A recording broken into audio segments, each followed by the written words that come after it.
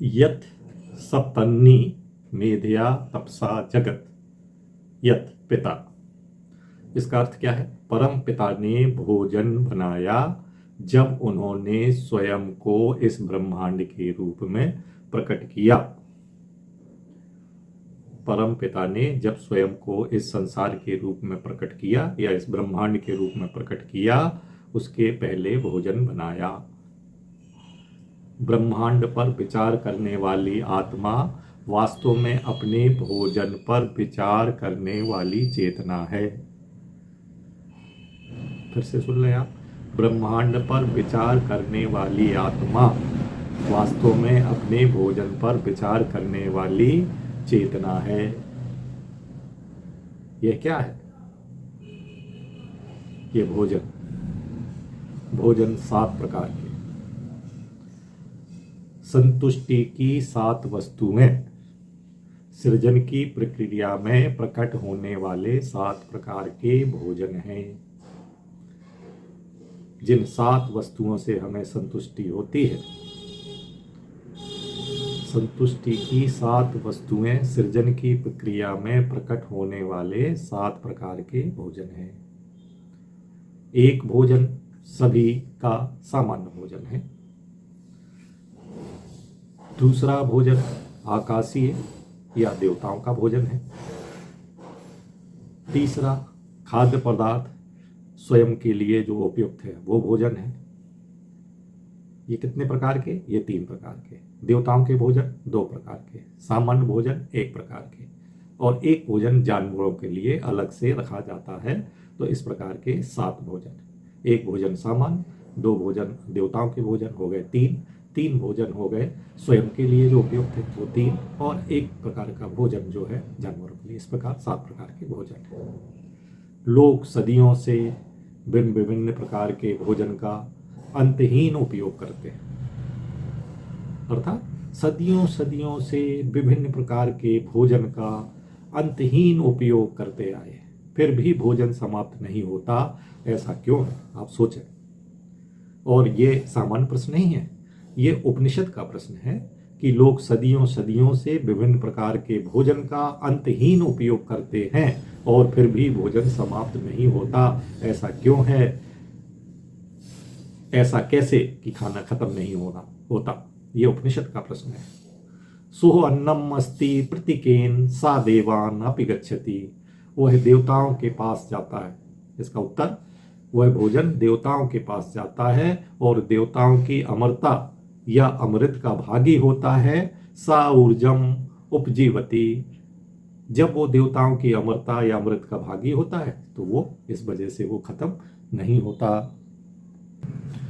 देखें आप, भोजन कैसे बनता है? चेतना के चिंतन से ही भोजन बनता है। इसका बहुत बड़ा अर्थ है। उपनिषद के कथनों को समझना कठिन है। जैसे ये शब्द बोल दे कि चेतना के चिंतन से भोजन बनता है, तो लोग कहेंगे भाई कैसे बनता है? इसी के लिए कहा गया, इसका बहुत बड़ा अर्थ है। उपनिषदों के कथनों को समझना कठिन है क्योंकि सामान्य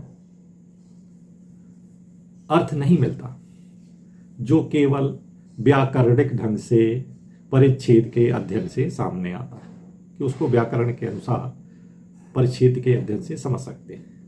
ये अत्यधिक प्रतीकात्मक है और उनका महत्व गहराई में छुपा हुआ है। लेकिन ये सच है कि चेतना के चिंतन से ही भोजन बनता है। तो हमारे गुरुजी कहते थे कि जो भी दिखता है वो सब चेतना का पसारा है, सब चेतना ही है। तो जो भोजन भी है तो वो चेतना के चिंतन से बनता है। हमें तो विश्वास है, आप भी विश्वास करिए। जिस भोजन के बारे में आप सोच सकते हैं, जिस भी भोजन के बारे में आप सोच सकते हैं, वह चेतना की वस्तु है। सर्वोच्च सत्ता ने स्वयं की तपस्या से या इच्छा शक्ति के माध्यम से भोजन के इस ब्रह्मांड को प्रक्षेपित किया है। भोजन चेतना की गतिविधि या तपस्या का एक प्रभाव बन जाता है। इस अर्थ में से 3 से स्वयं में वह बाह्यता प्रदर्शित करने के लिए चेतना ओर से किसी प्रकार की प्रयास की आवश्यकता नहीं पड़ती। कि खुद के लिए तो क्या ज़रूरत है, कोई ज़रूरत नहीं है। वास्तव में कहे तो चेतना के बाहर कुछ भी नहीं है, चेतना के बाहर कुछ भी नहीं है। अपने से बाहर की वस्तु पर चिंतन करना संभव बनाने के लिए, यदि अपने से अलग कुछ है ऐसा अपन देखना चाहते हैं, इस चीज़ को संभव बनाने के लिए इसे अपनी ओर से तपस्या करने की आवश्यकता है। इसलिए कहते हैं ब्रह्मा जी ने तपस्या की और फिर ये सृष्टि बनाई। तो अपने से बाहर की वस्तु पर चिंतन करना संभव बनाने के लिए इसे अपने ओर से तपस्या करने की आवश्यकता है। इसलिए कहते हैं कि ईश्वर की रचना, जो ईश्वर की रचना है वो ईश्वर की तपस्या है। ईश्वर के बाहर कोई रचना ही नहीं है, उसे विशेष तरीके से चिंतन करना होगा ताकि वह सृष्टि के रूप में प्रकट हो सके। ये गंभीर बात है यदि आप समझो कि बाहर जो है एक्चुअली खुद के अलावा कुछ नहीं है। यदि हमें खुद के अलावा कुछ देखना है तो तपस्या करना पड़ेगी, विशेष तरीके से चिंतन करना पड़ेगा और उसे खुद सृष्टि के रूप में प्रकट हो सके होना पड़ेगा। जो ब्रह्मांड है, चेतना जो कि सर्वोच्च विषय है, को चिंतन का एक तप करना होगा ताकि वह स्वयं से अलग हो सके। कि जैसे मकड़ी अपना जाला बनाती है तो अपने अंदर से ही वो सब कुछ निकाल के जाला बनाती है और फिर सबको अपने अंदर ही समेट लेती है। तो जाले का अस्तित्व कहाँ से आया? मकड़ी के अंदर से आया। तो इसलिए यदि कोई ईश्वर है और उसको अपने से पृथक कुछ देखना है, कहते हैं यदि कुछ अस्तित्व को बाहर लाना है तो उस अस्तित्व की रक्षा और उसकी अस्तित्व को बनाए रखने के लिए भोजन की आवश्यकता है।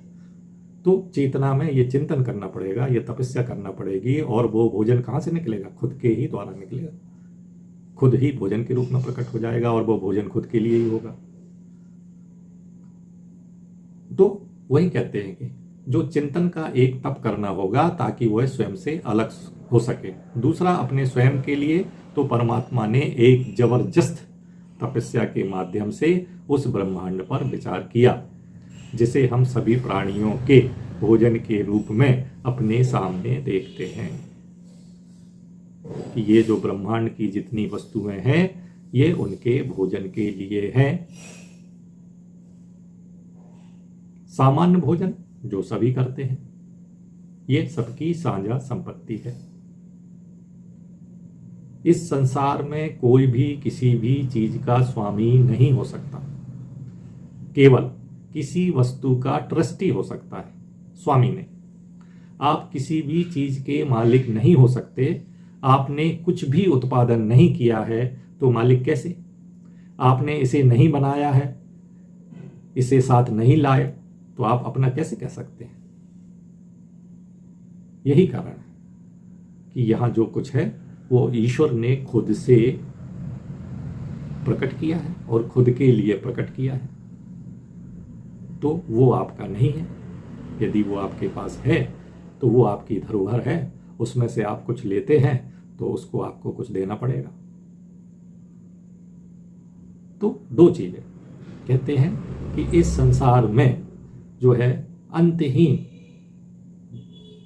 लोग लगातार भोजन कर रहे हैं, फिर भी ये भोजन समाप्त नहीं होता, खाद्य पदार्थ समाप्त नहीं होता, क्योंकि मानो मन की इच्छा अटूट है।